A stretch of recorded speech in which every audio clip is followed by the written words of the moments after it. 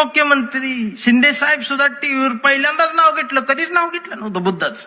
ते सुद्धा पत्रकार परिषदेत म्हटले जगाला युद्धाची नाही. बुद्धाची बायकोन मला बघितलं, लोक काय म्हणतात, मी बघितलं तर ते खरंच म्हणत होते बुद्धाची गरज आहे. मग मी डोकसं खाजवत म्हटलं ह्यांच्या बी घरातला गॅस संपलेला आहे.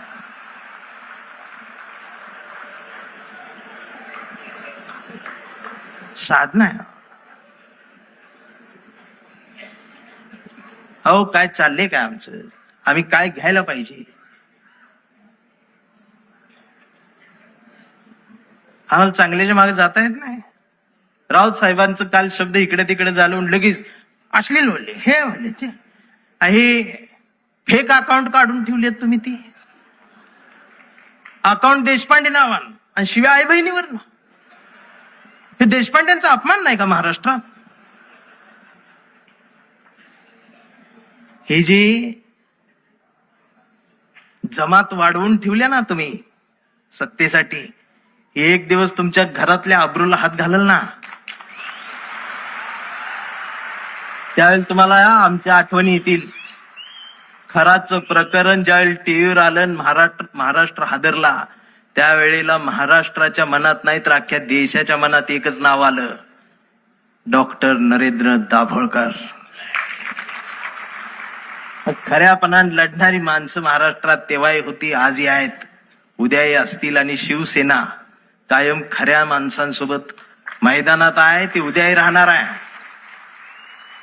ही संपणार नाही. फक्त माझी विनंती आहे, मला दिसते बरं का, मला काय भविष्य कळत नाही, पण मला दिसते लवकरच तुम्ही बी सत्तेत आहे. फक्त माझी विनंती साहेब एवढीच आहे, जेवढी गेले ती त्यातलं परत यायला बघत्याल, अजिबात नाही घ्यायची.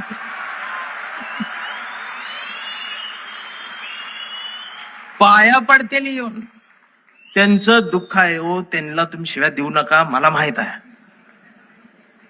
दररोज उद्घाटन करतात, दररोज सत्कार करतात, पण घरी गेल्यावर दार लावून रडतात. हे मग तर मलाच माहित आहे, दार लावून साहेबांचं नाव घेऊन रडतात. मी म्हणतोय त्यांना, मी येऊ खांदा द्यायला नको म्हणते. मी काय भीत नाही, सत्तेला भीत नाही, पण मी एवढा आहे, मी माझी कविता घेऊन आलोय. पाखरांच्या चोची मधला घास व्हावी कविता, पहिला आणि शेवटचा श्वास व्हावी कविता, कोसळावेत थेंब भुईत मातीचा वास व्हावी कविता, उगवावा पिंपळ एक प्रवास व्हावी कविता, त्याच पिंपळाच्या सावलीला मानवतेचे गीत गाणारी बुद्ध व्हावी कविता, मी करावे पाखरांच्या हवाली तिला मग शुद्ध व्हावी कविता, हिंदूंच्या कंठामध्ये सलाम अलिकम सलाम व्हावी कविता, मुस्लिमांच्या भाळावरचा नाम व्हावी कविता, मंदिर मशीद बांधणाऱ्यांच्या कपाळाचा घाम व्हावी कविता, इंद्रायणीत तरलेला तुकाराम व्हावी कविता, आणि या देशाच्या मातीत विज्ञान पेरणारी अब्दुल कलाम ही व्हावी कविता. ही कविता प्रबोधनकार ठाकरेंच्या विचारांच्या वारसदारांकडूनच येऊ शकते. आमच्या लक्षात येत नाही, आम्ही कुणाजवळ जाऊन बसावं आणि कुठून उठून जावं, ह्याला ज्याला जमलं त्यालाच आयुष्य कळलं. जाणारच आहे ना एकदा तरी, काय राहणार आहे तुमचं. अख्ख्या महाराष्ट्राच्या मनावर राज्य करणारा, हृदयाच्या कप्प्यात बंद झालेला आमचा अजितदादा सारखा नेता अचानक गेलाच ना. काय नेलं सोबत. आणि दादा गेल्या दिवशी दुसऱ्या दिवशी कुटुंब शपथ घेत होतो पण मंत्रीपदाच्या.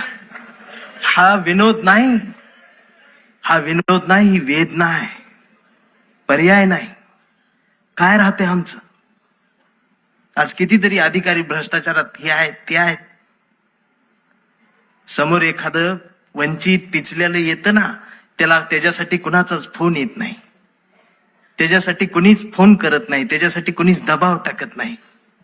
जर अधिकाऱ्यांनो तुम्ही फक्त त्याला बसवून पाणी प्यायला दिलं आणि कुणाचाच फोन न येतात जर त्याचं काम केलं ना, तर संध्याकाळी स्वाभिमानाची झोप लागते.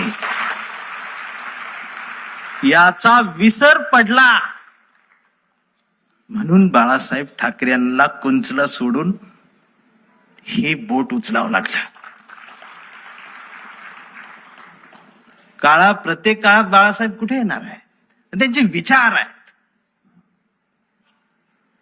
आम्हाला ते घ्यायचं आहे.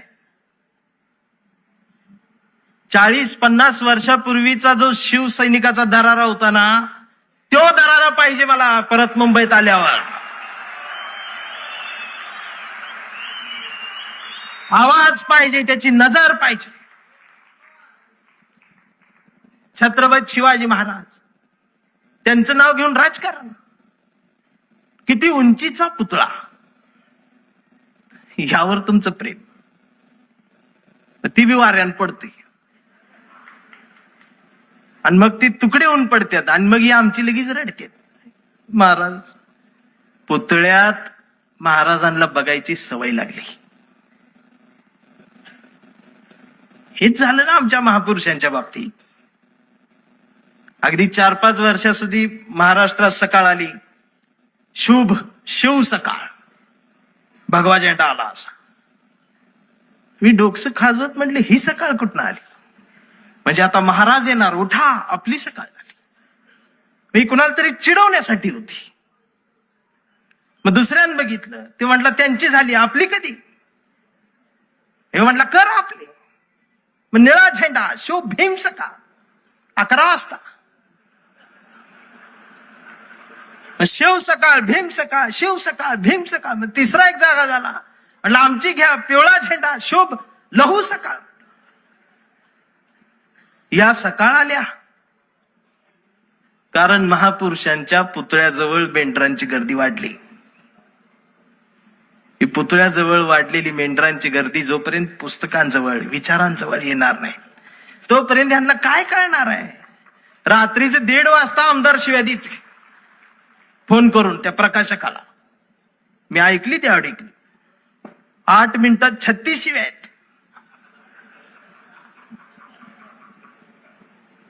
स्ट्राईक रेट काढला तर 400च आहेत.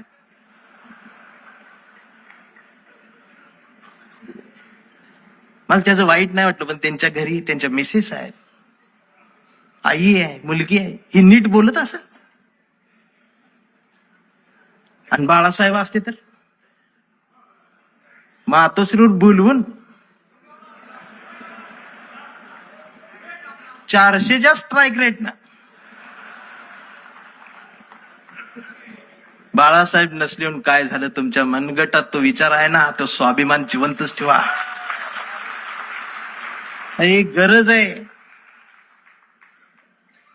आणि खरं सांगू आदित्य दादा, गावगाड्यावर, शहराच्या चौकात, झोपड्यांमध्ये एक हुंदका आहे, एक हंबरडा आहे, जो राम कृष्ण हरी माऊली म्हणत एखाद्या नव्या ठाकरेची वाट बघत बसलाय.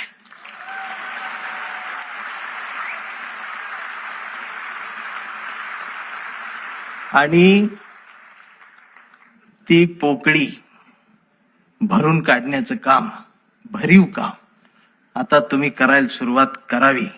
हा शिवसैनिकासोबत माझ्यातला भीमसैनिक सुद्धा तुमच्यासाठी मैदानात उतरणार.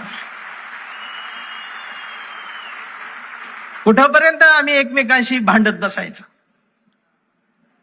जर शिवाजीनगर मधून समतेचा आणि मैत्रीचा हात, जर माझ्यासाठी दोस्तीचा हात येत असेल, तर आंबेडकर नगर मधून माझा सुद्धा हात मैत्रीचा तुमच्यासाठी पुढे येला पाहिजे. आणि हा देश संविधानाचा आहे ना, मी हिरव्यांचा आहे, निळ्याचा आहे, ना मी भगव्याचा आहे. मी भगव्याचा आहे. कुठल्या भगव्याचा? मी वारकऱ्यांच्या भगव्याचा आहे. मी बाळासाहेबांनी शिवसैनिकांच्या हातात जो भगवा दिलाय, मी त्या भगव्याचा आहे. मी तो भगवा घेऊन आलोय, पण त्याच्या सोबत मी या देशाचा तिरंगा सुद्धा आज घेऊन आलोय. आणि मला काय करायचं ते करा. या देशाच्या संविधानाला आणि तिरंग्याला जरी साधं नख लागायचा प्रयत्न जर कुणी केला तर माझा ह्यो काळा रंग तुमच्यात मिसळून जाईल. आता ही भाषाच कळत नाही यांना, वैचारिकपणच राहिलं नाही राऊत साहेब. लगेच मारतेत, अंगावरच येते, शाईच टाकायला येते शाई. परवा एका कार्यक्रम सुरू करायच्या आधी